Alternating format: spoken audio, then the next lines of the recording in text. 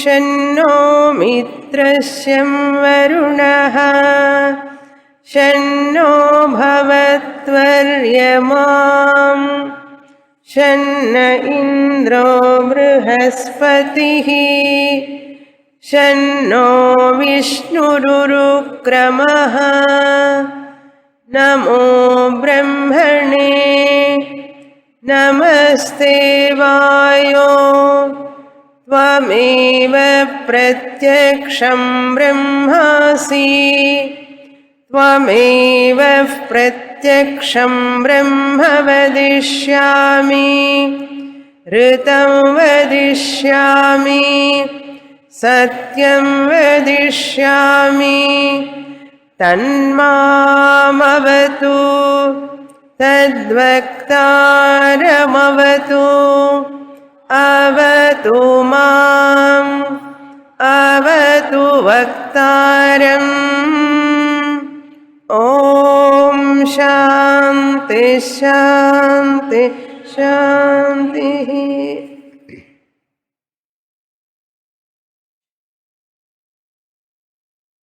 42వ page 8వ అనువాకం ఓమితి బ్రహ్మా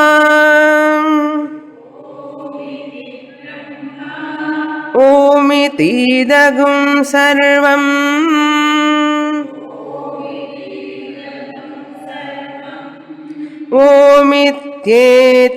ఓమిత్యేతదనుకృతిః స్మవాం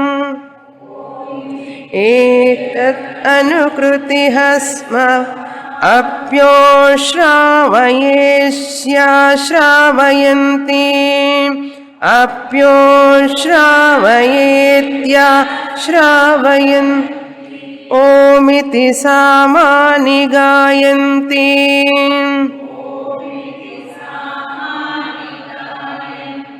ओगुं शोमिति शस्त्राणि शगुंसन्ति ओगुं शोमिति शस्त्राणि शगुंसन्ति ओमित्यध्वर्युः ओमित्यध्वर्युः प्रतिकरम्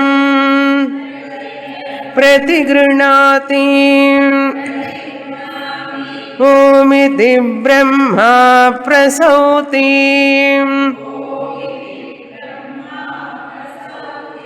ओमित्यग्निहोत्रमनुजानाति ओमित्यग्निहोत्रमनुजानाति ओमिति ब्राह्मणः प्रवक्षन्नाह ओमिति ब्राह्मणः प्रदक्षन्नाः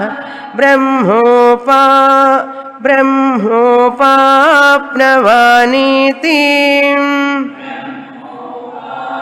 नवानीति ब्रह्मैवोपाप्नोति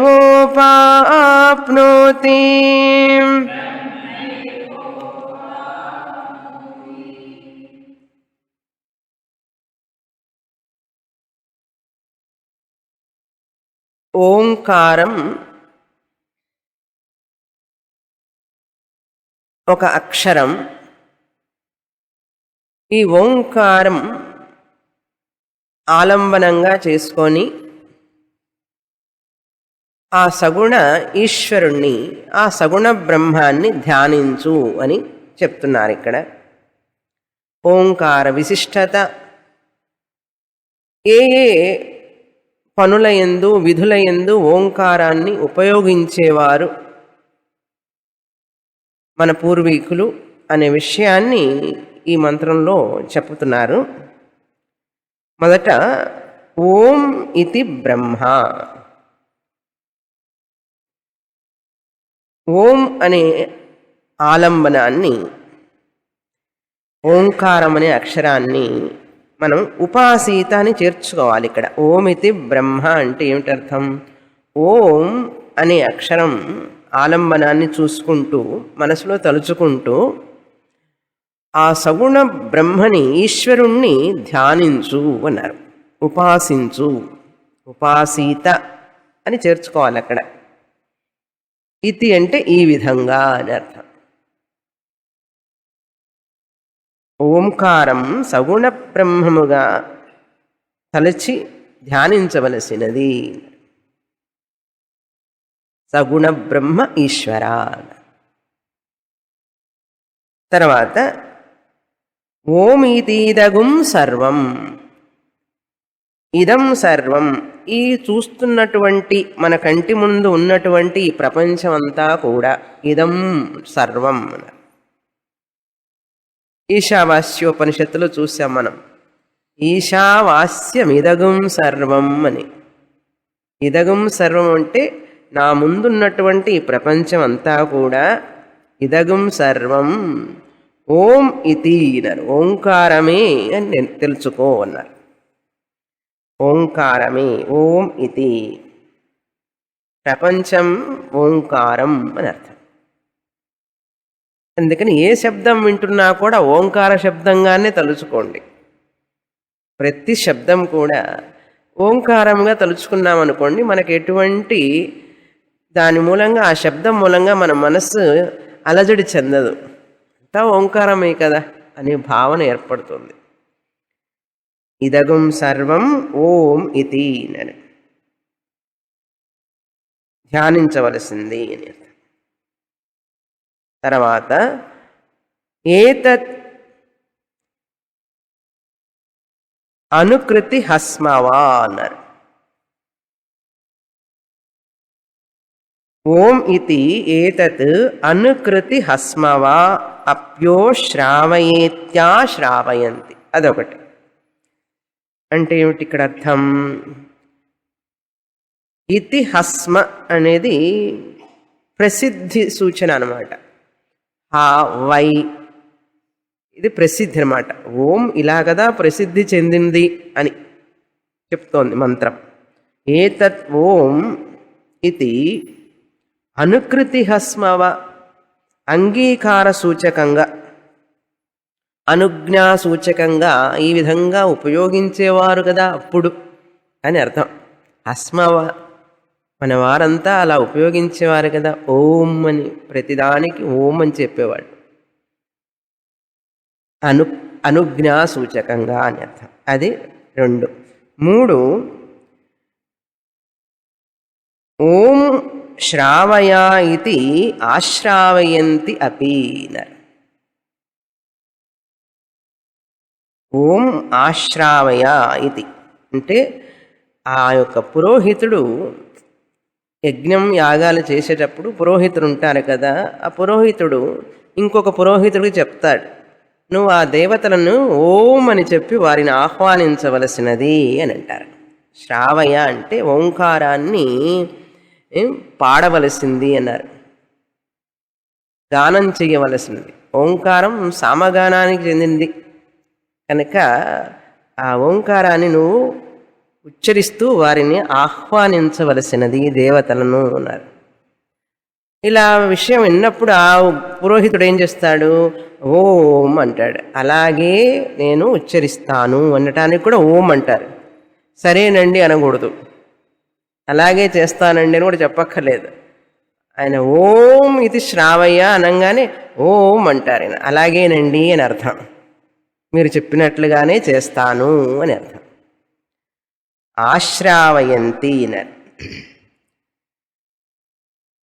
తన క్రింద ఉన్నటువంటి ఆ శిష్యులకి ఈ విధంగా చెప్తారన్నమాట. అంటే ఆ పురోహితుడికి మొదటి ఆయన ఉంటాడు కదా పెద్ద, ఆ యజ్ఞాన్ని చేసేటువంటి పురోహితుడు ముఖ్యమైనటువంటి ఆయన చెప్తారు అందరికీ. ఓం శ్రావయ, ఓం అని చెప్పవలసినది. తర్వాత 4 ఓం ఇది సామాని గాయంతి. సామగానం చేసేవారు కూడా మొదట ఓం అనే సామగానాన్ని చేస్తారు. 4. 5 ఓగుం శస్త్రాణిషగుం శంసంతి. ఓం శోం ఇది శస్త్రాణి శంసంతి. 5వ విషయం. అదేవిధంగా ఋగ్మంత్రాలు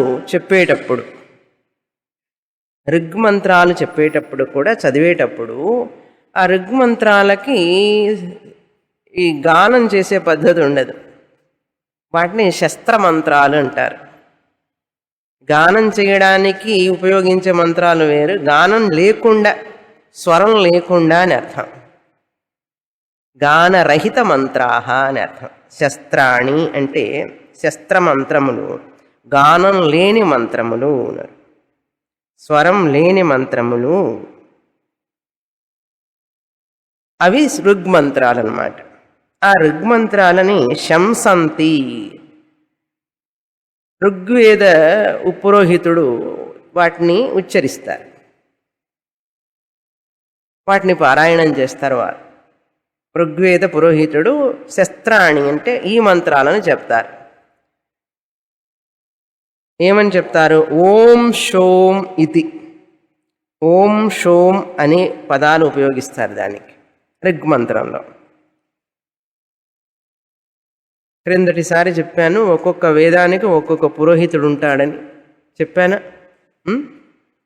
ఓకే. హోత, ఉద్గాత, అధ్వర్యు, బ్రహ్మ అని 4 వేదాలకి 4 రకాలైనటువంటి 4 ఉంటారు పురోహితులు. వారికి ఈ పేరు అన్నమాట.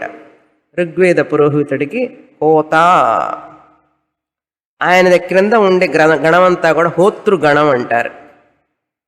గణం అంటే ఒక్కొక్క పురోహితుడి కింద, ఆ ఋగ్వేద పురోహితుడి కింద కొంతమంది ఉంటారు పురోహితులు. ఒక్కొక్క యాగం యజ్ఞం చేసేటప్పుడు హోతృగణం అంటే అక్కడ 4 ఉంటారు. అదే ఉద్గాతృగణం అంటే 4 ఉంటారు. అదేవిధంగా అధ్వర్యు ఉన్నాడు, యజుర్వేద పురోహితుడి కింద 4 ఉంటారు, అధ్వర్యు.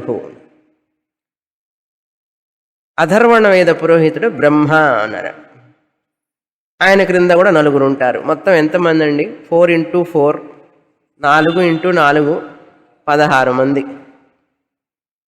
ఈ 16 మంది ఉంటారు ఆ యజ్ఞ వేదిలో. యజమాని ఉంటారు, ఎవరి కోసం అయితే చేస్తున్నారు ఆ యాగాన్ని సంకల్పం చేసి ఆ యజమాని ఉంటాడు.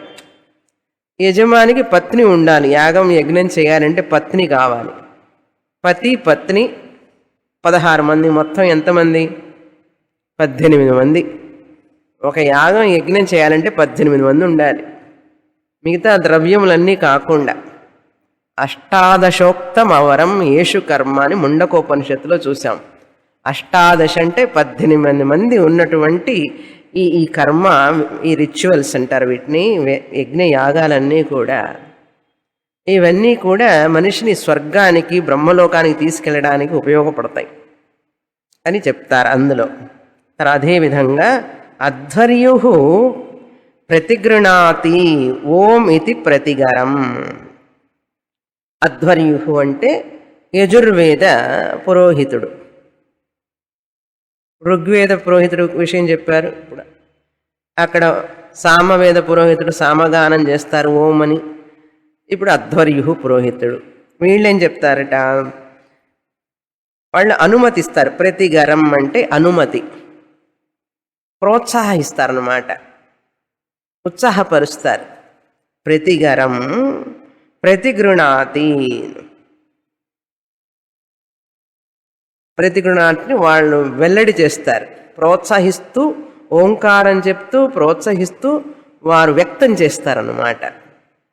చెయ్యి, ముందుకు వెళ్ళు, ఇంకా చెయ్యి, ఇలా చెయ్యి, అలా చెయ్యి అని చెప్పడానికి కూడా ప్రోత్సాహకరంగా కూడా ఓంకారాన్ని ఉపయోగిస్తారు.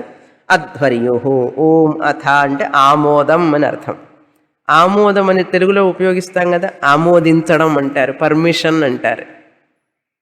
సో ప్రతిగరం ప్రతిగృణాతి అంటే, ప్రతిగరం అంటే ఆమోదాన్ని, ప్రతిగృణాతి అంటే వ్యక్తం చేయడం అన్నమాట, అనుమతిని వ్యక్తం చేయడం. ఓం ఇది. అదేవిధంగా ముగ్గురు అయినారు కదా. నాలుగో ప్రీస్ట్ ఎవరు? బ్రహ్మ. బ్రహ్మ ఏ వేదం? అథర్వణ వేదం. 4వ వేదం అథర్వణ వేదం. బ్రహ్మ ఓం ఇది ప్రసౌతి అన్నారు, ఆజ్ఞ ఇస్తాడు. సూపర్వైజర్ అని చెప్పాను కదా ఆయన. బ్రహ్మకి 4 వేదాలు తెలిసి ఉండాలి. ఆయన ఎక్కడ ఒకచోట కూర్చొని ఏం చేయడు, అందరినీ చేయిస్తుంటాడు ఆయన. అది చెయ్యి, ఇది చెయ్యి, ఇలా చెయ్యి, అలా చెయ్యి అని చెప్తూ ఉంటాడు అనమాట. కమాండ్స్ అంటారు. ఆజ్ఞ ఇస్తాడనమాట, ఆజ్ఞాపిస్తాడు. ప్రసౌతి అంటే ఆజ్ఞాపిస్తాడు. ఎలా ఆజ్ఞాపిస్తాడు? ఓం అని చెప్పి ఆజ్ఞాపిస్తాడు ఆయన కూడా. అది చెప్పారు. ఓమితి బ్రహ్మ. ఇక్కడ బ్రహ్మ అనేది దీర్ఘం. మన నిర్గుణం బ్రహ్మ సచ్చిదానందం బ్రహ్మ అయితే హ్రస్వం బ్రహ్మ. ఇక్కడ ఈ బ్రహ్మ బ్రహ్మ అన్నారు. ఆ బ్రహ్మదేవుడు వేరే మళ్ళీ. అందుకని బ్రహ్మ అనేది రకరకాల అర్థాల్లో ఉంది. ఇక్కడ అథర్వణ వేద పురోహితుడు. తర్వాత ఓం ఇది అగ్నిహోత్రం అనుజానాతి. అగ్నిహోత్రం చేయడానికి ముందు కూడా ఓం అని చెప్పి అగ్నిహోత్రం చేస్తారు. ఆ సమయంలో కూడా ఓం లేకుండా ఎటువంటి క్రతువులు లేవు, రిచువల్స్ లేవు. మన ఈవెన్ పూజ కూడా లేదు కదా. మనం చేసే దాంట్లో కూడా ఓంతోనే కదా స్టార్ట్ అవుతాం. ఓం గణానాంత్వం, గణపతి దగ్గర నుంచి ఓంతో స్టార్ట్ కావాల్సిందే.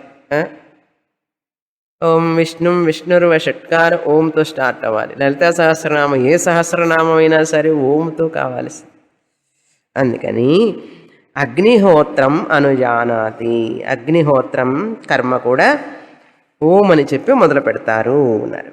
తర్వాత 8 అయినాయి. ఇప్పుడు 9వది ఓం ఇది ప్రవక్షన్ బ్రాహ్మణ ఆహా అన్నారు. ఓం అని చెప్పి వేదం చదవడానికి బ్రహ్మచారి వేద అధ్యయనం చేయడానికి ప్రవక్షన్ చెప్పడం కొరకు, వేద మంత్రాలన్నీ అధ్యయనం చేయడం కొరకు ఆ వేద అధ్యయనం చేసే విద్యార్థి ఏ విధంగా మొదలు పెడతాడు వేదం? ఓం అని చెప్పి మొదలు పెట్టాలి. అందుకని ఓంతో మొదలు పెడితే అన్నీ మంగళంగా జరుగుతాయి, నిర్విఘ్నంగా జరుగుతాయి అనే ఉద్దేశంతో ఆ ఓంకారం చెప్పడం వల్ల మనకి ఎటువంటి అడ్డంకులు ఉండవని చెప్పి ఆ ఓంకారాన్ని జపిస్తే ఎంతో మేలని చెప్పి మన వాళ్ళకి నమ్మకం అన్నారు. అలా చేస్తూనే ఉన్నారు. ఈ రోజుకి మనము చేస్తూనే ఉన్నాం ఓంకారం అన్నారు. ఓంకారం నిజంగా సన్యాసులకి జపమంత్రం. అది సన్యాసం తీసుకున్న తర్వాత గాయత్రిని వదిలిపెడతారు. గాయత్రిని వదిలిపెట్టిన తర్వాత ఏ జపం చేయాలి సన్యాసి అంటే ఓంకార జపం తీసుకుంటారనమాట. ఓంకార జపం ఇస్తారు. అందుకని ఎప్పుడు ఓంకార జపం చేస్తూ ఉండాలి, గాయత్రి చేయకూడదు. అందుకని అందరికీ ఓంకార జపం ఇవ్వరు. ఇస్తే వెంటనే వైరాగ్యం వచ్చి సన్యాసం తీసుకుంటామంటారని ఓంకారం జపం గృహస్థులకి అనుమతి ఇవ్వలేదు. గృహస్థులకి ఎందుకంటే బాధ్యతలు ఉన్నాయి కదా. సన్యాసం తీసుకుంటే ఎట్లా? బాధ్యతలు వదిలిపెట్టి. కనుక సన్యాసికి ఓంకార జపం, గృహస్థుడికి సగుణ ఈశ్వర నామ జపం అలా చెయ్యాలి. మనలో సన్యాసికి ఉండవలసినటువంటి లక్షణాలు వచ్చినప్పుడు మనం కూడా ఓంకారం చెప్పచ్చు, గృహస్థులు కూడా ఓంకారం చెప్పచ్చు. అప్పుడు వచ్చినప్పుడు అన్ని బాధ్యతలన్నీ అయిపోయి ఒక సన్యాసి లాంటి జీవితం జీవిస్తున్నప్పుడు అప్పుడు అనుమతిస్తారన్నమాట. అంతవరకు అనుమతి లేదు. ఓమితి బ్రాహ్మణ ప్రవక్షన్ అంటే ఓం చెప్పి వేదాధ్యయనం మొదలు పెడతారు అన్నారు. ఇది తర్వాత అలా ఓం అని చెప్పడం వల్ల ఏమవుతుంది అన్నారు. ఏం కోరుకుంటున్నాడు? బ్రహ్మ ఉపాప్నవాణి, నేను ఆ బ్రహ్మమును వేద జ్ఞానాన్ని పొందునుగాక, వేద జ్ఞానమును పొందునుగాక అని చెప్తూ మనసులో తలుచుకుంటూ ఆ ఓంకారాన్ని జపిస్తాడనమాట.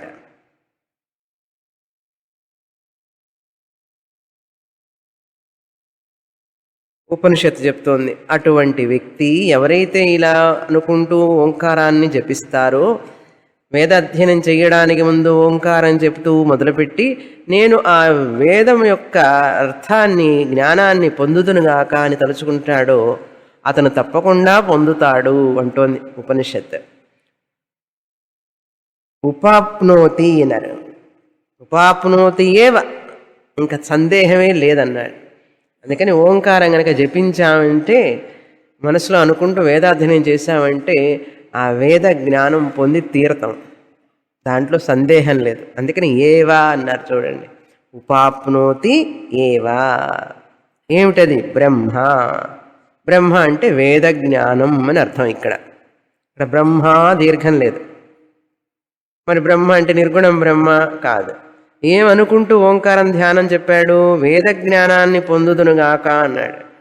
అలా అనుకుంటూ చెప్పాడు కాబట్టి ఉపాప్నోతి ఏవ బ్రహ్మ. బ్రహ్మ ఉపాప్నోతి. ఎవరు?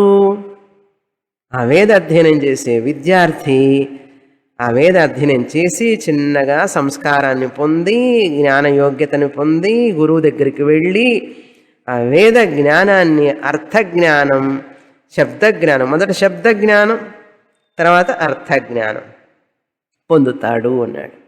ఓంకారం వల్ల అంతటి ప్రయోజనం ఉన్నది అని చెప్పబడింది ఈ మంత్రంలో. ఓంకార కర్మ కాండంలో ఓంకారం చెప్పబడింది, ఉపాసన కాండంలో ఓంకారం చెప్పబడింది, జ్ఞానకాండంలో కూడా ఓంకారం చెప్పబడింది. అంటే ఓంకారం అన్ని సాధనలలో కూడా అది ఇమిడి ఉన్నదన్నమాట. కర్మయోగం వల్ల ఏమిటంటే, ఇట్లా యజ్ఞం యాగం హోమాలు చేసేటప్పుడు, పూజలు చేసేటప్పుడు ఓంకారంతో, అది కర్మయోగ రిచువల్స్ లెవెల్. ఉపాసన చేసేటప్పుడేమో జప సాధన, ఓంకార జపం. ఓంకార జపం మీద ఒక హిందీలో ఒక పాట ఉంది, మీరు పాడతానంటే నెక్స్ట్ క్లాస్లో నేర్పుతాను మీకు. ఓంకార జప లేనా ఏ జీవన్ బనానా అని క్యాసెట్లో ఉంది, పాడాను. మీరు నేర్చుకుంటానంటే హిందీ, అందులో ఓంకారం మొత్తాన్ని గురించి ఆ పాటలో ఉంది. చక్కని పాట అది. ధ్యానం చేయడానికి ఉపాసన కాండంలో ఓంకారం. అదేవిధంగా జ్ఞానకాండంలో కూడా మాండుక్యోపనిషత్తులు అంతా ఓంకారాన్ని గురించే. అకారం, ఉకారం, మకారం, 3 అక్షరాలు ఉన్నాయి అందులో. ఆ ఉ ఉమ్ అన్నారు. ఈ ఆ ఉ ఉమ్ అకార ఉకార కలిసి ఓం అవుతుందని చెప్పాను. ఆ ఓం, ఈ అక్షరం అనేటువంటిది మనం చాంట్ చేయంగా చేయంగా చేయంగా మనసులో అకారం అనేటువంటిది స్థూల శరీరం అని, సూక్ష్మ శరీరం అని, అకార ఉకారం, మకారం అనేటువంటిది కారణ శరీరం అని చెప్పి మాండుక్యోపనిషత్తులో చెప్పబడింది. అదే ఓంకారం. ఈ ఓంకారానికి పైన ఉన్నవాడు తురీయ ఆత్మ అని చెప్పబడింది అందులో. కనుక ఇంతటి చరిత్ర ఉంది ఓంకారానికి. ఇంకా చెప్పాలంటే అన్ని భాషలు ఓంకారం నుంచే వచ్చినాయి అని చెప్తారు. అమ్మ అనేటువంటిది కదా ఓంకారం నుంచే వచ్చింది. కొంతమంది చెప్తారు యామెన్, వాళ్ళు చెప్తారు కదా క్రిస్టియన్స్ యామెన్ అని, అది కూడా ఓంకారం నుంచే వచ్చిందిట. ముస్లిమ్స్ చెప్పేది ఏమిటి?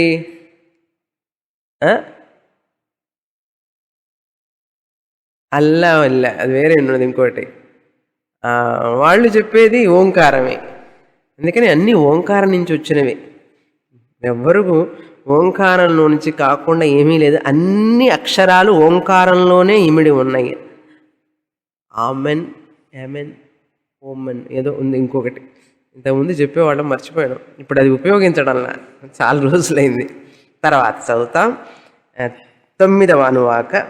ఇంతటితో ఓంకార విశిష్టత గురించి పూర్తవుతుంది. 9వ అనువాకం.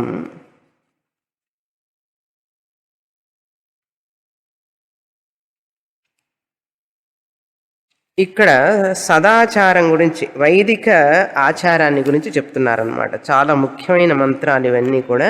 ఇప్పుడు మనం చదివే మంత్రాలు ప్రతిరోజు పారాయణం చేయవలసినవి. పారాయణం మాత్రమే కాదు, ఆచరించవలసినవి కూడా చదువుతాం. ఋతంచ స్వాధ్యాయ ప్రవచనే చ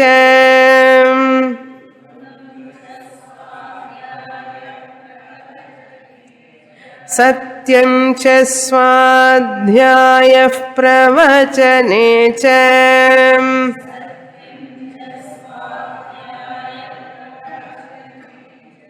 తపశ్చ స్వాధ్యాయః ప్రవచనే చ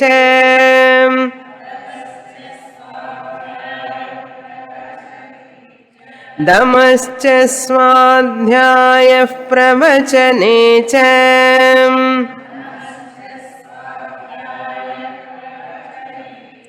శమశ్చ స్వాధ్యాయః ప్రవచనే చ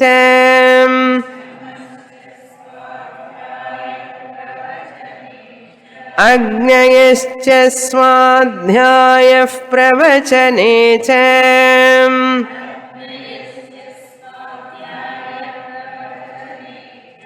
అగ్నిహోత్రం చ స్వాధ్యాయః ప్రవచనే చ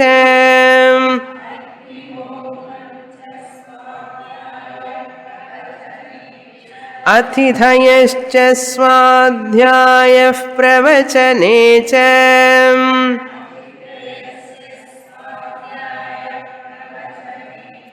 మానుషం చ స్వాధ్యాయః ప్రవచనే చ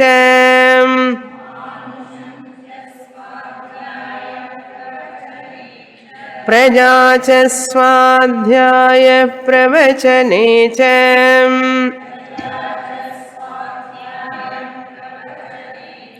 ప్రజనశ్చ స్వాధ్యాయః ప్రవచనే చ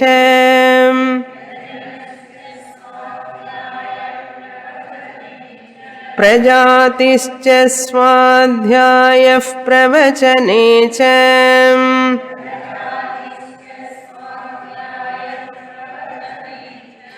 సత్యమితి సత్యవచారాథీతరః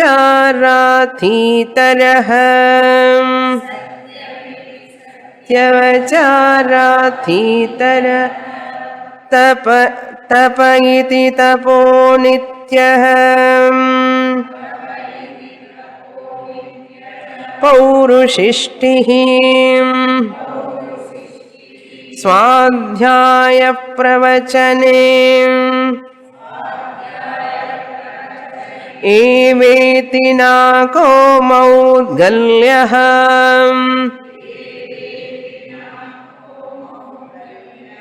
తద్ధి తపస్తద్ధి తపః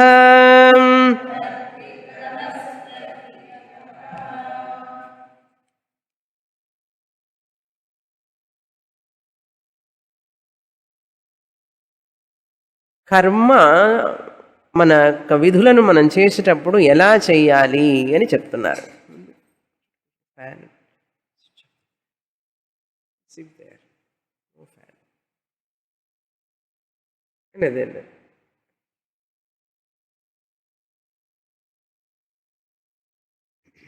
స్వాధ్యాయ ప్రవచనేచ అని తిరిగి తిరిగి తిరిగి చెప్పబడింది ఇందులో అనేక సార్లు. దాదాపు ఒక 12-13 సార్లు స్వాధ్యాయ ప్రవచనేచ అని వస్తున్నది. స్వాధ్యాయ ప్రవచనం అంటే ఏమిటి? స్వాధ్యాయం అంటే మనకందరం మనం చదవడం, గురువు గారి దగ్గరికి వెళ్ళి మనం నేర్చుకోవటం, పఠనం. స్వాధ్యాయం. స్వ అధ్యాయం అంటే ప్రతి వాళ్ళం కూడా ఒక వేదానికి సంబంధించిన వాళ్ళమే. మనం ఋగ్వేదానికో యజుర్వేదానికో సామవేదానికో అథర్వణ వేదానికో చెందిన వారం. మనకు తెలియదు, చాలామందికి తెలియదు. మీది ఏ వేదం అండి అంటే అని అడుగుతారు. మనకు తెలియకపోయినా కూడా మనందరం ఒక వేదానికి, ఒక ఋషి పరంపరకి చెందిన వారమే.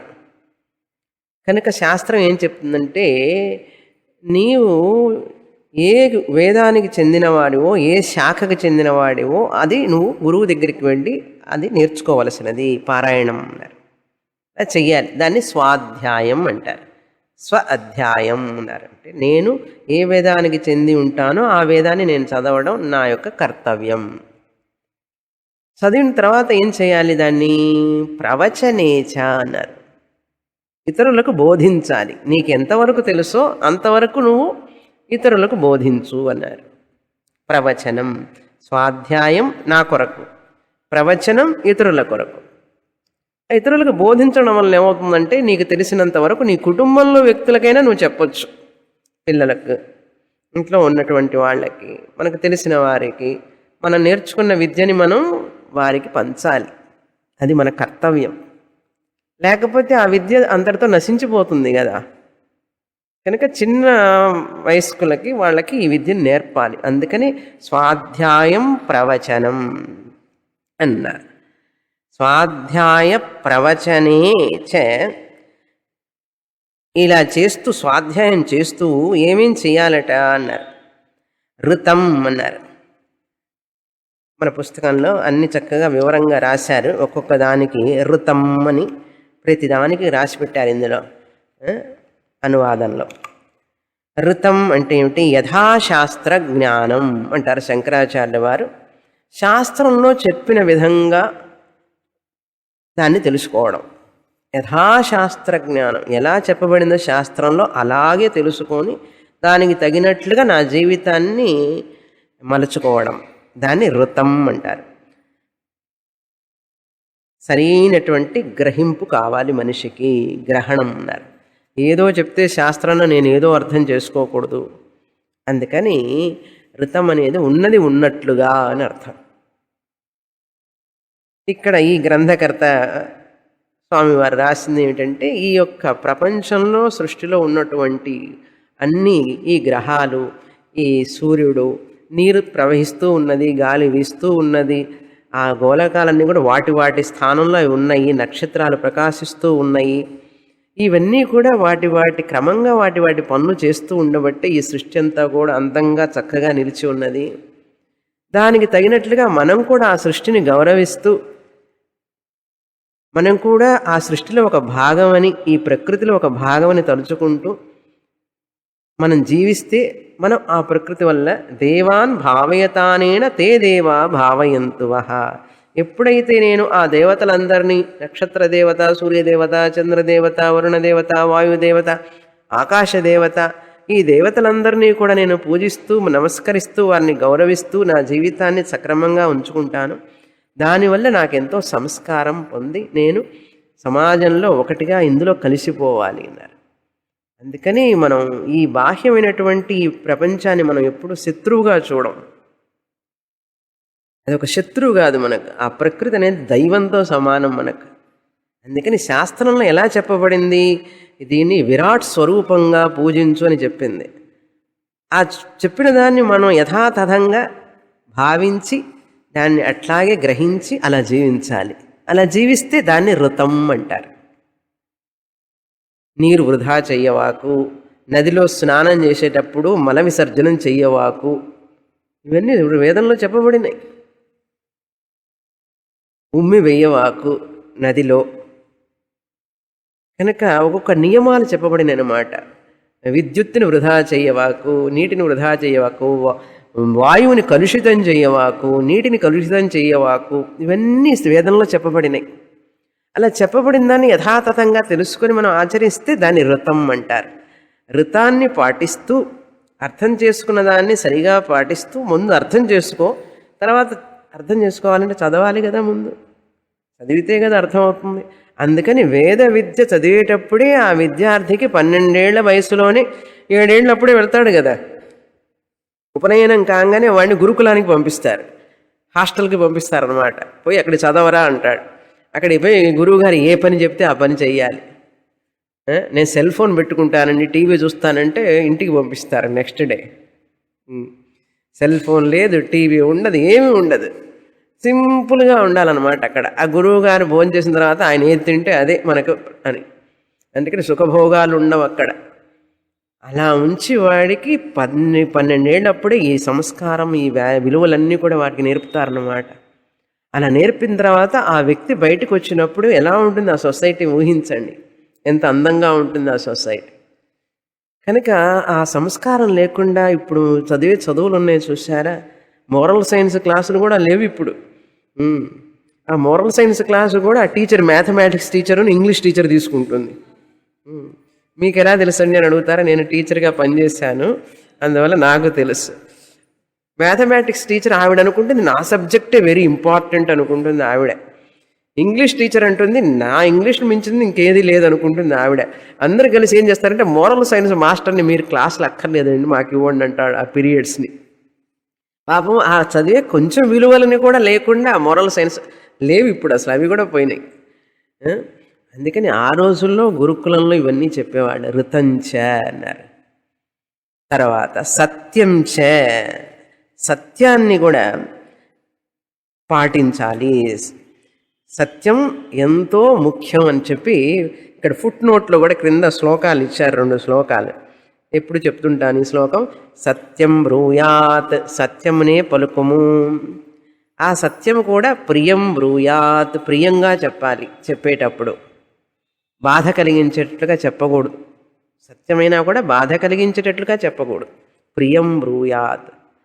తర్వాత నబ్రూయాత్ సత్యమప్రియం, నబ్రూయాత్ సత్యం అప్రియం. ఒకవేళ ఆ సత్యం కనుక అప్రియంగా ఉండేటట్లయితే వారికి చెప్పవాకు అన్నాడు.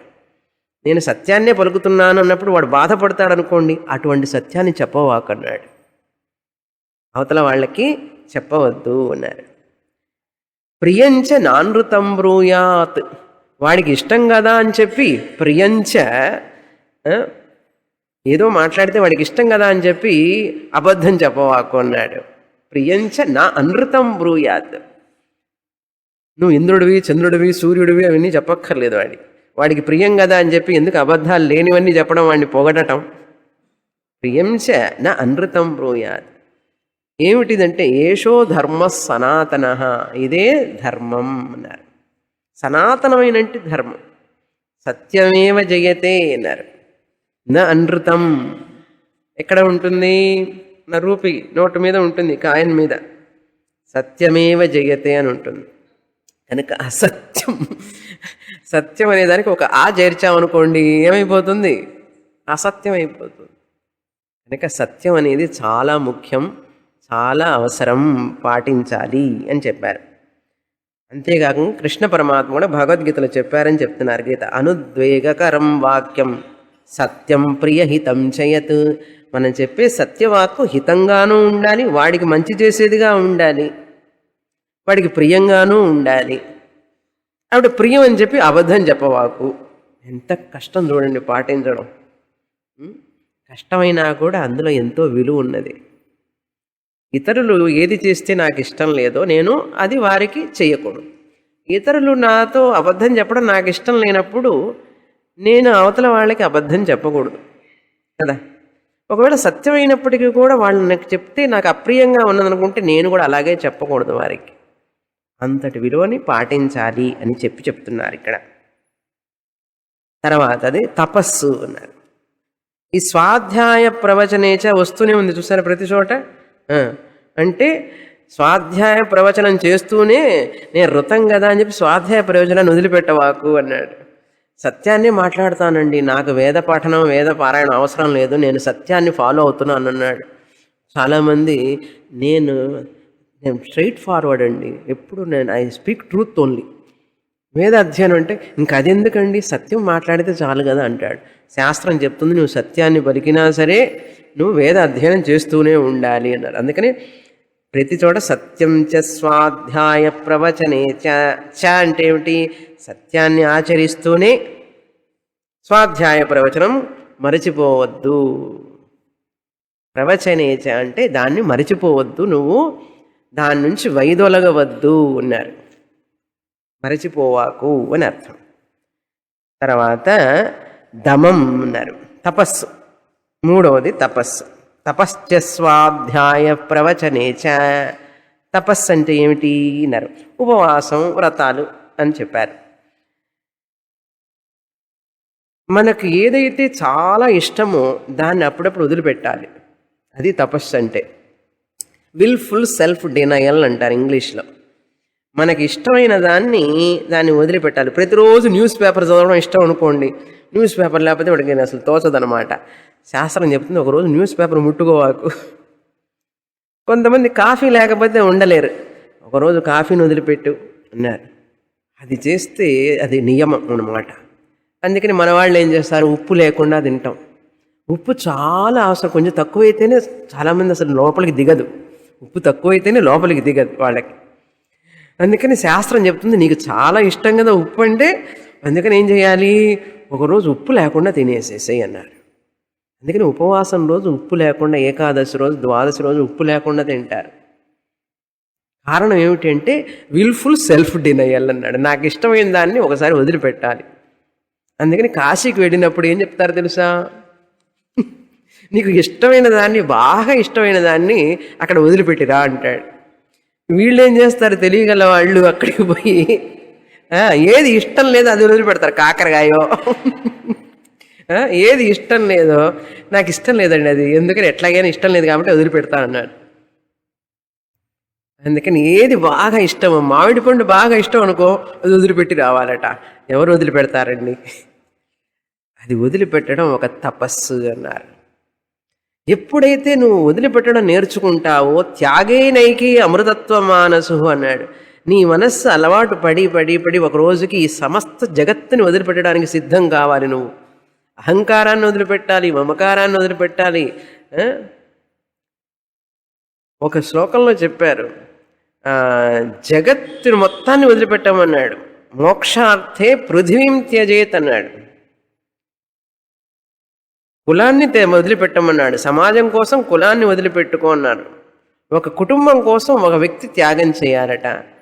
ఒక సమాజం కోసం ఒక కుటుంబమే త్యాగం చేయాలట. ఆ సమాజాన్ని వదిలిపెట్టాలి. దేని చేయాలంటే మోక్షం కోసం సమాజాన్ని వదిలిపెట్టమన్నాడు. ప్రహ్లాదుడు అలాగే చేశాడు, అన్నింటినీ వదిలిపెట్టాడు.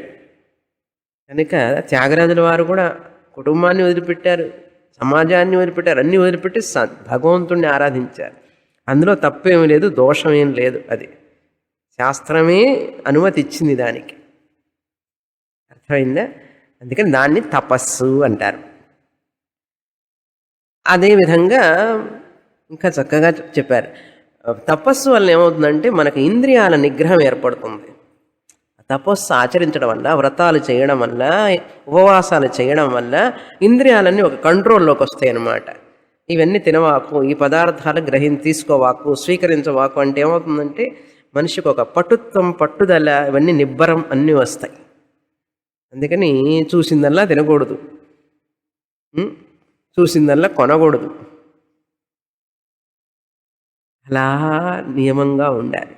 ఇంద్రియాలన్నీ కూడా చెప్తున్నారు ఇప్పుడు. దమః స్వాధ్యాయ ప్రవచనే, తపస్సు చేస్తూనే స్వాధ్యాయం చేయాలి. తర్వాత దమశ్చ స్వాధ్యాయ ప్రవచనేచ, దమం అంటే ఇంద్రియ నిగ్రహం. ఇంద్రియాలన్నీ కూడా బాహ్య ప్రపంచానికి ఎప్పుడు వెళుతూ ఉంటాయి, వాటి పని అదే కదా. అందుకని కఠోపనిషత్తులో చెప్పారని చెప్పి కూడా నోట్ చేశారు ఇక్కడ. పరాంచిఖాని వ్యతరణ స్వయంభూ పరాంగ్ పశ్యతి న అంతరాత్మన్. బ్రహ్మదేవుడు మన ఇంద్రియాలన్నీ బయటికి పరిగెట్టేట్లుగా పుట్టించాడు వాటిని. పరాంగ్ పశ్యతి నా అంతరాత్మన్ అన్నారు. కనుక అటువంటి బయటికి పరిగెట్టే ఇంద్రియాలు, ఈ గుర్రాలని కాస్త కళ్ళెం వేసి, కఠోపనిషత్తులో చదివాం కదా, కళ్ళెం వేసి మనస్సు ద్వారా, బుద్ధి ద్వారా నువ్వు ఆపాలి అన్నాడు. అందుకని ఒక నియమం కావాలి మనిషికి. నియమం నిష్ట లేకపోతే జీవితం దారం లేని గాలిపటంలాగా ఎగిరిపోతుంది అన్నాడు. దారం లేని గాలిపటం చూశారు కదా, ఎక్కడికి పోతుందో ఎక్కడ ఆగుతుందో దానికే తెలియదు. కనుక మనిషి కూడా నియమం, నిష్ఠ, ఆచారం లేకపోతే ఆ దారం, నియమం అనే దారం, నిష్ఠ అనే దారం, ఆ దారం కనుక లేకపోతే జీవితం గాలిపటంలాగా ఎక్కడో పోయి చినిగిపోతుంది అన్నారు. ముళ్ళల్లో కంపల్లో పడి చినిగిపోతుంది అది ఆ కాగితం. అదే దారం ఉంటే అందంగా ఆకాశంలో ఎగురుతూ ఉంటుంది. అర్థమైందా? అందుకని జీవితాన్ని కూడా గాలిపటంతో పోల్చారు. ఇవన్నీ చెప్తే చాలామందికి కష్టంగా ఉంటాయి. ఎందుకండి ఇవన్నీ? ఒక ఆవిడైతే, ఒక స్టూడెంట్ అట్లాగే ఉంది, యోగా క్లాసులో చెప్తూ, నేను ఇలాంటి ఆహారం తినాలమ్మా, యోగిక్ డయట్ ఇట్లాంటి ఆహారం తినాలి, ఉప్పు కారం తగ్గించుకోవాలి, మసాలాలు తినకూడదు, వేపుళ్ళు తినకూడదు, కాఫీ టీలు తాగకూడదు, చక్కగా సాత్విక ఆహారం తినాలంటే, అట్లా తింటే ఏముందండి, జీవితం చప్పగా ఉండదు అన్నది. జీవితం అంతా చప్పగా ఉంటుందట. లైఫ్లో ఒక చామే ఉండదు, టేస్టే లేకపోతే ఏముందన్నాను. అందుకని మనం ఎలా అలవాటు పడ్డామంటే అన్ని దురలవాట్లే. కాఫీ, టీలు, మసాలాలు, కారం పులుపులు ఎక్కువ కావాలి, ఉప్పు కావాలి, నోట్లో కూడా పెట్టుకోలేము, అట్లా తింటారు. అంత ఉప్పు తింటారు జనం, ఎట్ట తింటారో మరి. కనుక ఈ నియమాలన్నీ ఇంద్రియ నిగ్రహం. దమం అంటే ఏమిటి? ఈ నాలుకని, మాట్లాడే నాలుక, తినే నాలుక, రెండు పనులు చేస్తుంది ఇది. అన్ని ఇంద్రియాలు ఒక పని చేస్తే దీనికి రెండు పనులు ఎందుకు? అందుకని నోరు జారితే వెనక్కి తీసుకోలేము, కాలు జారితే వెనక్కి తీసుకోవచ్చు అన్నారు, నోరు జారితే వెనక్కి తీసుకోలేము అన్నారు. అందుకని మాట్లాడేటప్పుడు జాగ్రత్తగా మాట్లాడాలి. వాగింద్రియం, రసనేంద్రియం, ఇది రెండు పనులు చేస్తుంది. అందుకే మాట్లాడే స్పీచ్ అండ్ ఈటింగ్ చాలా జాగ్రత్తగా ఆచితూచి అంటారు చూసారా, తూచి తూచి మాట్లాడాలట. అట్లాంటివన్నీ కలిపి దమం అన్నారు. తర్వాత శమః అన్నారు. శమశ్చ స్వాధ్యాయ ప్రవచనే చ. శమం అంటే మనోనిగ్రహం. ఈ మనస్సు అనే దాన్ని అంతఃకరణం అంటారు. ఈ మనస్సును నిగ్రహిస్తే అన్నీ నిగ్రహించవచ్చు. మనస్సును నిగ్రహిస్తే మనస్సు స్వాధీనమైన యా ఘనునకు మరి మంత్రతంత్రములేలా. రాగ, ద్వేష, కోపం, తాపం ఇవన్నీ ఎక్కడొస్తాయండి? మనస్సులో వస్తాయి. ఆ మనస్సును కనుక భగవంతుడికి ఇచ్చామంటే ఆ మనస్సులో రాగద్వేషాలు, కోపతాపాలకు చోటు ఉండదు. ఎందుకంటే భగవంతుడు వచ్చి కూర్చున్నాడు కదా. ఆయన కూర్చున్న తర్వాత ఇంక ఇవన్నీ ఎక్కడొస్తాయి లోపలికి? మనం భగవంతుడికి ఇవ్వలేదు కనుక వాళ్ళందరూ వచ్చి కూర్చుంటారు లోపల. మమకారం, అహంకారం, రాగ, ద్వేషం. వాళ్ళెవరో చెప్తారు, యేసుక్రీస్తుకి సిలువు కదా, వెర్టికల్ హారిజాంటల్, వెర్టికల్ లైన్ ఉంది కదా, ఇట్లా ఉండి ఇట్లా ఉంటుంది. ఆ వెర్టికల్ లైన్కి ఏమో అహంకారం అని పేరు పెట్టారు వాళ్ళు, దానికి అహంకారం అని. ఇంత హారిజాంటల్కి ఏమో ఎలిమినేషన్, కొట్టిపారేసేయి అన్నాడు. ఈ నిలువు లైన్ అహంకారాన్ని ఈ అడ్డమైన లైన్తో కొట్టిపారేయి అన్నాడు. అదిదా క్రైస్ట్ అని చెప్పి వాళ్ళు ఇంటర్ప్రిటేషన్. ఇందులో సరి అయిన ఇంటర్ప్రిటేషన్ చేస్తే అన్నీ బాగానే ఉంటాయి. అదే అహంకారాన్ని నాశనం చేయడమే ఏ మతం మాట్లాడినా ఏది చెప్పినా అదే. కనుక కృష్ణుడు చెప్పేది అదే, బుద్ధుడు చెప్పేది అదే, క్రైస్తవు చెప్పేది అదే అని చెప్పి వాళ్ళు చక్కగా రాస్తున్నారు దాంట్లో. అలా క్రిస్టియన్స్ రాశారో లేదో, మన హిందువులే రాసి పెడతారు ముందు. ఎందుకంటే మనకు అన్ని మతాలు సమ్మతమే కదా. అందుకని అలా మంచిని చూస్తే ఎందులో చూసినా సరే మంచివాడిగా ఉండే, అది మనకు కావాల్సింది. ఓకే, అరాచకాలు చేయకుండా ఉంటే చాలు. శమం అంటే మనోనిగ్రహం అన్నారు. అదే మనస్సు మీద అనేకమైనటువంటి కీర్తనలు రాశారు త్యాగరాజుల వారు. మనస్సు నిల్ప శక్తి లేకపోతే మధుర గంట విరుల పూజేమి చేతను అన్నారు.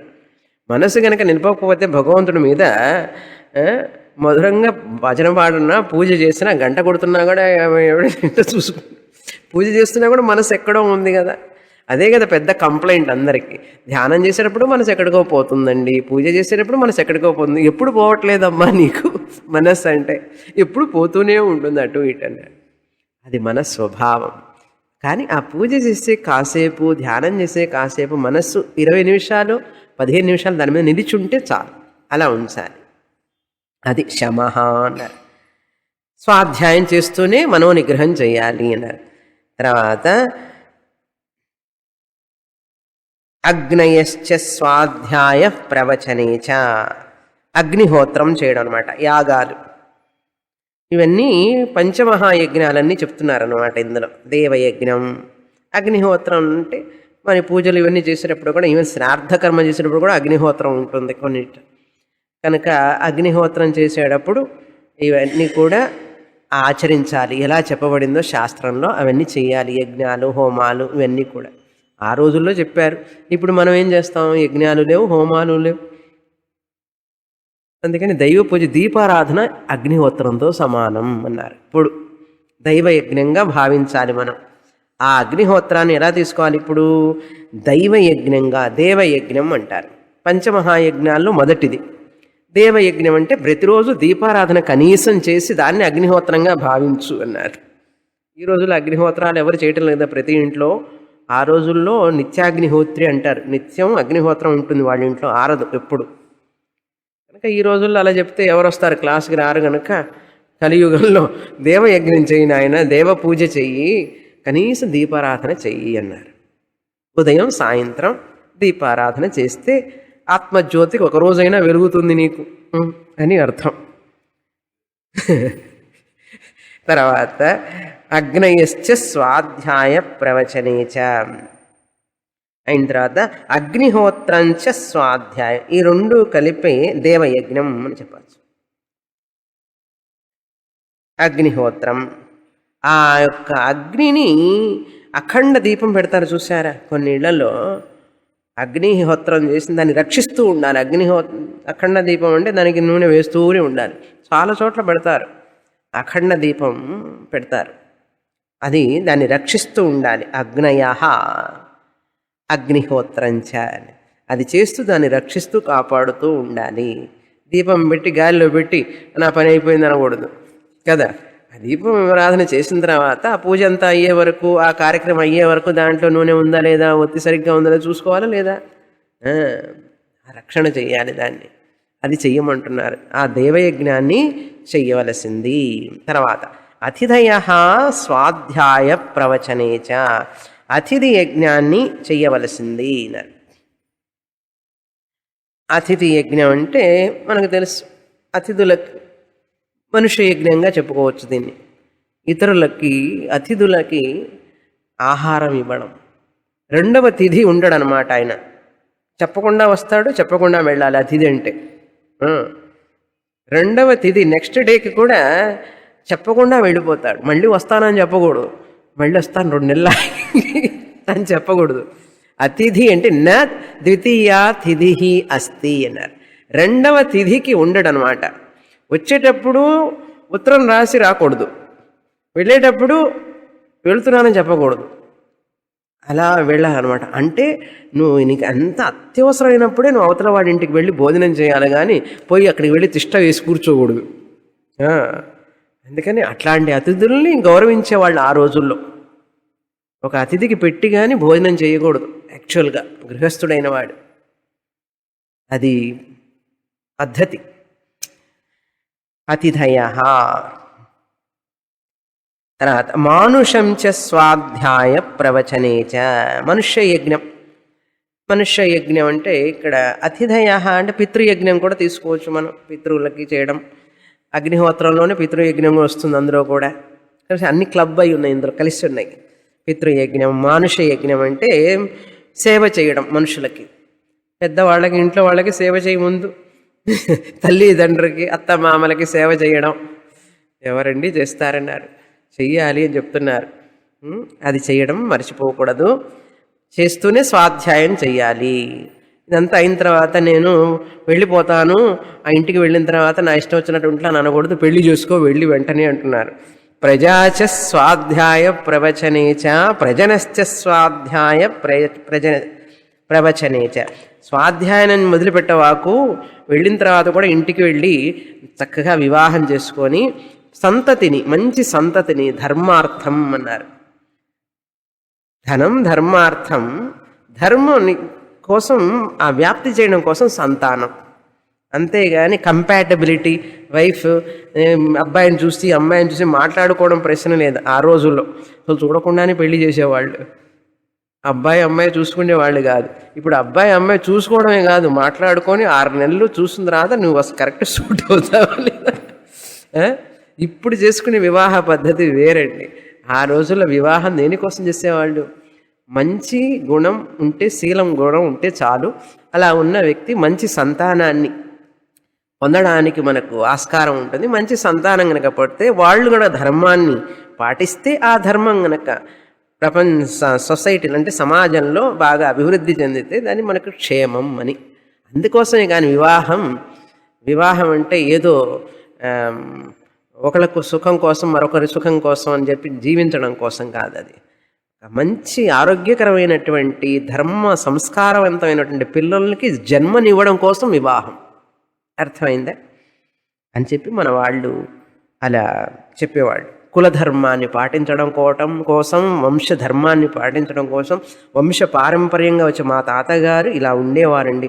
వారికి తగ్గట్టుగా వారి గౌరవాన్ని రక్షించేవాడుగా ఉండాలి పిల్లవాడు, పుట్టేవాడు. అంతే కదా. ఆయన ఘనాపాటి అయితే వీడు ఏ పార్టీ అన్నాడు ఒక పాట బట్టు వాళ్ళందరూ ఘనాపాటి దీక్షితులైతే వీడు ఎక్కడ కూర్చుంటున్నాడు అన్నాడు. అందరూ భారద్వాజులు, అగ్నిహోత్రి పేరున్న వాళ్ళందరూ పోయి బార్లలో కూర్చుంటే ఎట్లండి కదా. చూసారా ఒకసారి 2 ఏళ్ల కిందటో 3 ఏళ్ల కిందటో పేరు అగ్నిహోత్రి, బారుకి వెళ్ళి డాన్స్ వేసి స్టేజ్ అంతా విరిగి కింద పడి నెక్స్ట్ డే పేపర్లో వచ్చింది, పేరు చూస్తే అగ్నిహోత్రి అని ఉంది. ఆ అబ్బాయి తప్పకుండా బ్రాహ్మణుడే. అగ్నిహోత్రి అని పేరు పెట్టరు ఎవరు, లేకపోతే బ్రాహ్మణ కులంలో పుట్టి అటువంటి స్థితికి వెళ్ళాడంటే ఏమిటి అది అన్నారు. అందుకని ఇక్కడ అడుగుతున్నారు ప్రజాచ ప్రజనః అంటే భార్యాభర్తలు వాళ్ళ స్వాభావికమైనటువంటి యాంత్రికమైనటువంటి ఆ సంబంధం ఒక యాగంగా మార్చుకోవాలి, ఒక తపస్సుగా మార్చుకోవాలి, ఒక యజ్ఞంగా మార్చి సంతానానికి వాళ్ళకి జన్మనిచ్చి మనవళ్ళు మనవరాళ్ళు వీళ్ళందరూ కూడా ధర్మ అభివృద్ధి అర్థం అన్నారు. అందుకే కానీ ఈ అబ్బాయి మనకు ముసలితనంలో చూసుకోవడానికో లేకపోతే ధనం సంపాదించి పెట్టడానికో అని ఆలోచనే రాకూడదు అసలు. అది బై ప్రోడక్ట్, అది బై ప్రోడక్ట్. ధనం సంపాదిస్తాడు ఇస్తాడు అనేది బై ప్రోడక్ట్, దానంతట అది వస్తుంది. కానీ సంస్కారం అనేది చాలా ముఖ్యం అన్నారు. సంస్కారం చాలా ముఖ్యం అన్నారు. తర్వాత దీన్ని పితృయజ్ఞం అంటారు.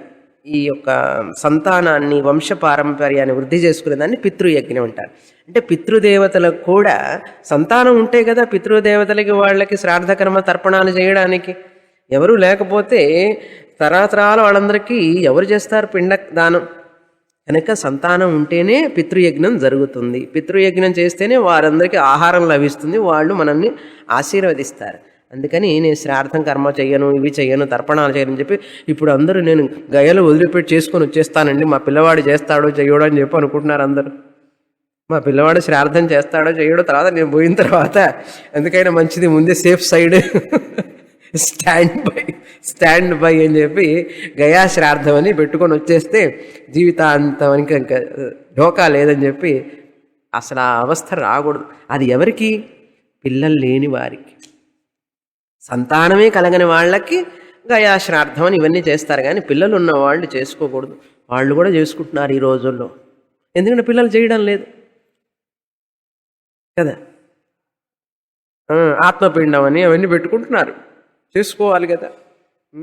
తర్వాత ప్రజాచ స్వాధ్యాయ ప్రవచనేచ అంటే మంచి సంతానాన్ని పొంది సహధర్మచారిణి అన్నారు. అందుకే ధర్మ అభివృద్ధ్యర్థం సహధర్మచారిణి అన్నారు. ధర్మ అభివృద్ధ్యర్థం తెలుగులో చెప్పక్కర్లేదు కదా, అర్థమైపోతుంది. ధర్మ అభివృద్ధ్యర్థం సహధర్మచారిణి అన్నారు. హైట్ కరెక్ట్గా ఉందా లేదా, నేను బయటికి వెళ్ళినప్పుడు ఎలా ఉంటుంది నా హైట్కి, అందరు చూసినప్పుడు అట్రాక్టివ్గా ఉందా లేదా వైఫ్, ఇవన్నీ ఆలోచిస్తారు. ఎవరన్నా ఆలోచిస్తున్నారు ఈ రోజుల్లో. కాంప్లెక్షన్, కలరు, హైట్, వెయిట్ ఇవన్నీ చూస్తున్నారు. ధర్మ అభివృద్ధ్యర్థం సహధర్మచారిణి అనే వార్త చెవుల్లో ఎక్కడ వాళ్ళకి వినపడినట్లే లేదు అస్సలు. అదేమంటే కంపాటబిలిటీ అంటాడు. కంపాటబిలిటీ అదేమిటో మనకు ఆ వర్డే అర్థం కాదు. పోనీ ఏమైనా సుఖంగా ఉంటున్నారంటే అది లేదు, 6 నెలలు కాగానే డైవర్స్ అంటాడు. ఎప్పుడైతే కంపాటబిలిటీ అని చెప్పి పరిగెడతావో నువ్వు, ఆ భౌతికమైనటువంటి ధనం అవన్నీ ఆ రూపమే చూస్తావో నువ్వు, అక్కడ శాంతి, తృప్తి, ఆనందం ఉండదు. అందుకని డైవర్స్ అనే మాటే లేదు అసలు మన చరిత్రలో, మన పరంపరలో, మన సమాజంలో. ఒకసారి చేసుకున్నామంటే అంతేనండి, బందికానా అంటారు ఇప్పుడు. అప్పుడు పతియే దైవం అన్నాడు. అందుకని అనేక కథలు చెప్పి ఆ ధర్మాన్ని రక్షించడం కోసం అని చెప్పేవారు. అది చెప్తూ ఉంటే దానికి ఇంకా చెప్తూనే ఉండొచ్చు. ప్రజాతిశ్చ స్వాధ్యాయ ప్రవచనేచ అంటే మనవాళ్ళు కూడా అట, పిల్లలకు పెళ్లి చేయకుండా వదిలిపెట్టవాకు, పెళ్లి చేసి వాళ్ళకు మనవాళ్ళు పొందే వరకు కూడా నువ్వు టేక్ కేర్ ఆఫ్ అన్నారు. చూసారా? ప్రజాతి అంటే మనవళ్ళు, గ్రాండ్ చిల్డ్రన్. సత్యం అంటే ఇంతవరకు అయిన తర్వాత ఇవన్నీ కూడా విధులు అన్నారు, మనం పాటించవలసినటువంటి విధులు అన్నారు. తర్వాత సత్యమితి రాధీతరః సత్యవచాః అన్నారు. అత్యంతమైనటువంటి విలువ ఏమిటంటే వీటన్నింటిలోకి కూడా సత్యమే అన్నాడు. ఎవరు? రాధీతరః. సత్యవచాః రాధీతరః. రాధీతరః అనే గోత్రానికి సంబంధించినటువంటి సత్యవచుడైనట్టు ఎప్పుడూ సత్యాన్ని పలికేటటువంటి ఒక ఋషి సత్యవచాః అనేది పేరు, ఆ వ్యక్తికి పేరు. ఎందుకు వచ్చిందండి ఆ పేరు? మన ఋషులందరికీ పేర్లు వాళ్ళ యొక్క జీవితం, వారి ఆచరణను బట్టి వారికి ఆ పేరు వచ్చినాయి. సత్యాన్ని ఎప్పుడూ పాటించేవాడు గనక సత్యవచః. సత్యవచాః రాధీతరః అన్నారు. బిరుదనమాట అది అతనికి. అందుకని హరిశ్చంద్రుడికి కూడా చూడండి ఏమొస్తుంది ముందు, సత్య హరిశ్చంద్ర అని వస్తుంది. మనకి ఎవరైనా ఇస్తారా టైటిల్? సో సత్యం వచః యస్య అన్నారు. సత్యం ఎవరికి వ్రతంగా పరిపాలనగా ఉన్నదో అటువంటి రాధీతర గోత్రుడైనటువంటి పరంపరకు సంబంధించినటువంటి ఆయన సత్యం ఇతి అన్నాడు. సత్యమే అన్నిటికంటే విలువైనది అన్నాడు. అంతేకాదు తప ఇతి పౌరుషిష్టి తపోనిత్య, ఎప్పుడూ తపస్సే జీవితంలో పరమార్థంగా పెట్టుకున్నటువంటి తపోనిత్యమన్న తపసి నిత్యం వర్తతే ఇది. ఎవరైతే తపస్సు ఎందే ఎప్పుడూ ఉంటూ ఉంటాడో అతను తపోనిత్య అని పేరు. ఆయన పేరేంటి? పౌరుశిష్టి. పురుశిష్యస్య అపత్యం పౌరుశిష్టి. పురుశిష్యుడి యొక్క కొడుకు పౌరుశిష్టి తపోనిత్యంలో ఉండేవాట. తపస్సే అన్నిటికంటే ఉన్నతమైంది అన్నట్టు ఆయన కూడా. అదేవిధంగా స్వాధ్యాయ ప్రవచన ఏవ ఇది మౌద్గల్య నాకః అన్నారు. ముద్గలుడు పుత్రుడైనటువంటి మౌద్గల్యుడు నాక అని పేరు ఆయన పేరు. ఆయన ఏం చెప్పాట? ఆహాహా, అన్నిటికంటే మించింది స్వాధ్యాయ ప్రవచనమే అన్నట్ట. అందుకనే అన్నిటిలోకి ఏది ముఖ్యం? ఇప్పుడు అన్నీ ముఖ్యమే, అన్నీ పాటిస్తూ వాటితో పాటు స్వాధ్యాయ ప్రవచనం ఈజ్ ద టాప్ మోస్ట్ అన్నాడు. ఏమిటది? వేద అధ్యయనం, వేద ప్రవచనం అన్నారు. అర్థమైందా? అది చాలా ముఖ్యం అని చెప్పి మౌద్గల్యుడు చెప్పాట. ఈయనకు మౌద్గల్యుడు అని ఎందుకు పేరు వచ్చింది? నాక ఆయన పేరు అసలు, ముద్గల ఆయన తండ్రి పేరు. ఆయనకి ముద్గల అని ఎందుకు పేరు వచ్చిందంటే వేదాన్ని అర్థం చెప్పేటప్పుడు సంతోషంగా చెప్పేవాడట, ఆనందంగా. ముద అని అర్థం. ముద్గల అంటే ముదం శాస్త్రార్థం నిర్ణయం రూపాం గలతి అన్నారు, స్రవతీతి అన్నారు. ఆ వేదాన్ని గానం చేసేటప్పుడు, వేదాన్ని చెప్పేటప్పుడు, వేదం యొక్క అర్థాన్ని చెప్పేటప్పుడు ఆనందంగా చెప్పేవాడట ఆయన. అందుకని ఆయనకు ముద్గలుడు అని పేరు. ఆయన కొడుకు మౌద్గల్యుడు అని పేరు. ఆయనకి మరొక పేరేమిటి? నాకః అని పేరు. ఆయన చెప్పాట స్వాధ్యాయ ప్రవచనం ఇస్ ద అత్యంతమైనటువంటిది. దానికోసం రిపిటేషన్ అనమాట. తద్ధి తపః తద్ధి తపః అన్నాడు. అదే తపస్సు, అదే తపస్సు అన్నాడు. ఏది? స్వాధ్యాయ ప్రవచనం. అందుకని వేద అధ్యయనం చేయకపోతే, వేద అధ్యయనం చేసి దాని యొక్క అర్థాన్ని తెలుసుకోవాలి. మీమాంస అంటారు. శబ్దజ్ఞానం, అర్థజ్ఞానం. మనం ఏం తెలుసుకుంటున్నాం ఇప్పుడు? అర్థజ్ఞానం. దానికి ముందు శబ్దజ్ఞానం. పారాయణం చేసాం, ఇప్పుడు అర్థజ్ఞానం. శబ్దజ్ఞానం, అర్థజ్ఞానం రెండు. మనం ఏం చేస్తున్నాం ఇప్పుడు? స్వాధ్యాయ చేస్తున్నాం అన్నారు. నేనేమో ప్రవచనం చేస్తున్నాను, మీరేమో స్వాధ్యాయం చేస్తున్నారు. ఇది స్వాధ్యాయం అంటే. అర్థమైందా? ఇలా చేసిన ఇదే పెద్ద తపస్సు. మీరు ఏం చేస్తున్నారు? సోమవారం ఇప్పుడు నిజమైన తపస్సు చేస్తున్నారు. చూసారా? ఎవరు చెప్పారు? నేను చెప్పలేదండి, ఉపనిషత్తు చెప్తోంది. ఊరికి కూర్చోవడం లేదు. తద్ధి తత్హి, అదే తపస్సు, అదే తపస్సు అన్నది. అది గనక ఉంటే సత్యం, ఋతం అన్నీ దానంతట అవే వచ్చేస్తాయి. శమ, దమ అన్నీ పరిగెత్తుకుంటూ వస్తాయి. ఇదే గనక లేకపోతే అవి రావు, చాలా కష్టం. ఇది గనక ఉంటే అన్నీ వస్తాయి అనే ఉద్దేశంతో స్వాధ్యాయ ప్రవచనం మనల్ని అలా మనిషిని ఏం చేస్తుంది? అన్ మౌ ఇంగ్లీష్లో చెప్తారు, తెలుగులో ఎతుకుతున్నా నేను పదాన్ని. ఆ, ఆ? తీర్చిదిద్దుతుంది. అది మనిషిని సంస్కారవంతుడిగా అలా అందంగా తీర్చిదిద్దుతుంది వేదాధ్యయనం. ఇప్పుడు మనం చేసే పని శమం, దమం, ఇంద్రియ నిగ్రహం, మనోనిగ్రహం, అన్నీ సత్యం, వృతం అన్నీ వచ్చేస్తాయి. ఇది గనక లేకపోతే అవన్నీ చాలా కష్టం. అందుకని ప్రతిసారి ఏం చెప్పారు? స్వాధ్యాయ ప్రవచనేచ, స్వాధ్యాయ ప్రవచనేచ 12 సార్లు. ఇప్పుడు మౌద్గల్యుడు చెప్పింది అంత కలిపి 13 సార్లు. కావాలంటే లెక్క పెట్టండి ఇంటికి వెళ్ళి. పూర్ణమద పూర్ణమిదం పూర్ణాత్ పూర్ణముదచ్యతే పూర్ణస్య పూర్ణమాదాయ పూర్ణమేవావశిష్యతే. ఓం శాంతి శాంతి శాంతి. హరి ఓం. శ్రీ గురుభ్యో నమః. హరి ఓం.